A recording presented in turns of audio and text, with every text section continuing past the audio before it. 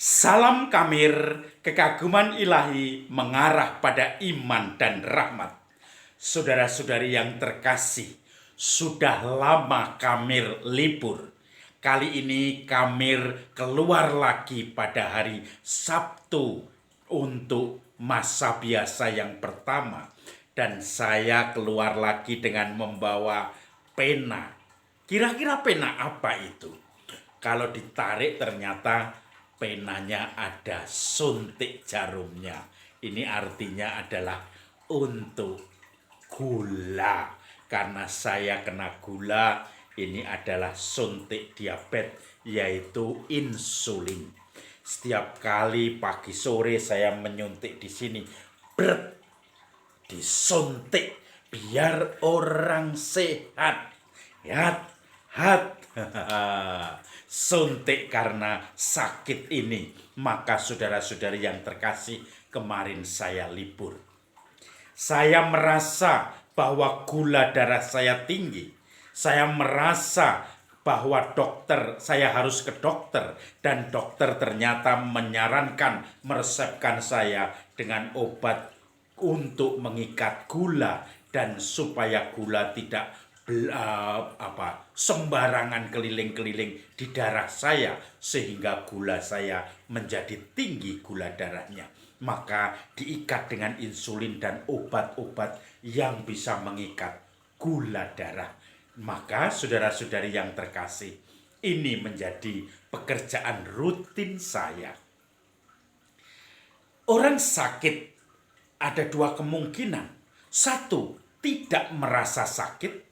Kalau ada orang sakit yang tidak sembuh-sembuh karena dia merasa tidak sakit, tidak perlu ke dokter bertanya apa ini yang terjadi. Atau yang kedua, sudah ke dokter, sudah didiagnosa, sudah ketemu, sudah diberi obat, tetapi juga tidak peduli pada penyakitnya. Yang harus diet ini itu, maka ini yang membuat orang kadang-kadang tetap sakit. Yang pertama, tidak mengakui dirinya sakit. Yang kedua, mengakui tetapi tidak mau ambil resiko dengan pengobatan maupun dengan menjalankan apa yang dinasihatkan kepada dia. Maka kemudian orang itu tidak sakit, tidak sembuh-sembuh. Injil hari ini juga bicara tentang bahwa orang yang membutuhkan tabib adalah orang yang sakit. Orang sehat, orang tidak membutuhkan tabib. Orang tidak merasa butuh tabib. Tetapi juga didahului dengan panggilan. Ketika Yesus selesai mengajar di Galilea, dia berjalan dan bertemu dengan seorang Lewi yang duduk di rumah cukai. Ini aneh. Lewi harusnya tinggal di rumah-rumah ibadat, malah tinggal di rumah cukai, bekerja sebagai pemungut cukai. Pemungut cukai itu adalah digolongkan seperti perempuan sundal, karena pemungut cukai itu bersundal dengan penjajah Romawi sebagai pegawai Romawi untuk mengumpulkan pajak bagi penjajah. Maka Lewi itu kemudian melihat Yesus di bangku cukai. Lalu Yesus mengatakan, "Ikutlah aku." Rupanya Lewi tadi langsung bangkit dan berdiri untuk mengikuti Yesus. Di situ disebutkan Lewi anak Alfeus. Lalu kemudian Yesus menumpang di rumah Lewi itu. Dan kemudian banyak orang ikut makan bersama dia di rumah Lewi itu. Entah itu orang-orang pemungut cukai, pelacur, orang berdosa, orang-orang yang disingkirkan masyarakat. Lalu orang-orang Farisi bertanya kepada orang Lewi itu, "Mengapa gurumu, mengapa Yesus gurumu itu makan bersama perempuan berdosa, orang-orang berdosa dengan orang-orang yang dihindari oleh masyarakat, sampah masyarakat?" Lalu Yesus mengatakan, "Bukan orang sehat yang membutuhkan tabib, tetapi orang sakit. Maka aku datang untuk untuk membersihkan, menyembuhkan orang yang berdosa. Saudara-saudari yang terkasih, mereka bukan sungguh-sungguh orang sehat, orang yang merasa sehat padahal sakit. Nah, Lewi anak Alfeus, Alfeus itu nama orang tua, ada Yudas Tadius atau kemudian Simon anak Alfeus, kemudian juga ternyata ini orang tua yang berbeda, tetapi intinya adalah kalau Lewi ini dikisahkan adalah Matius, pemungut cukai di Injil Matius.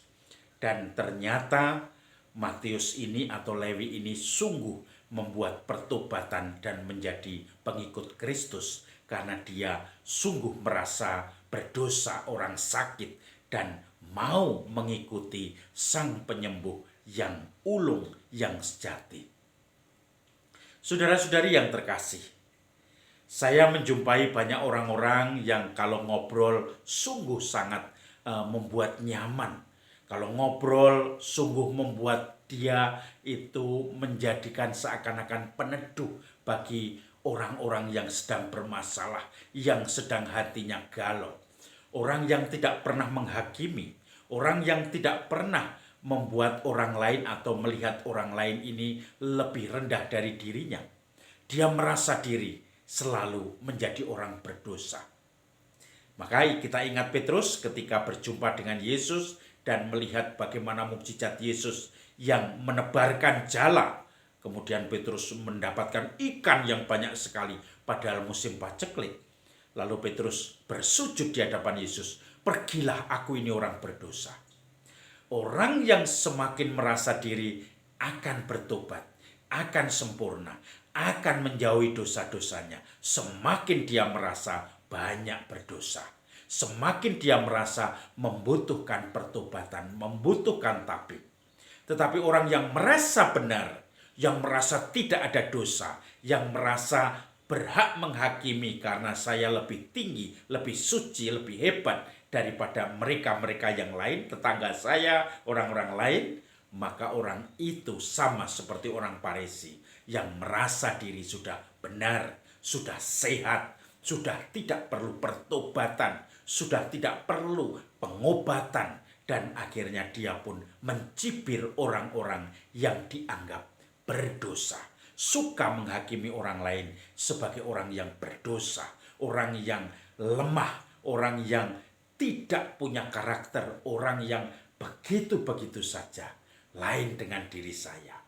Maka dikatakan, aku datang bukan untuk menyembuhkan orang sehat, bukan untuk mendatangi orang benar, tetapi orang berdosa, orang sakit yang membutuhkan obat kesembuhan, orang berdosa yang membutuhkan kesembuhan.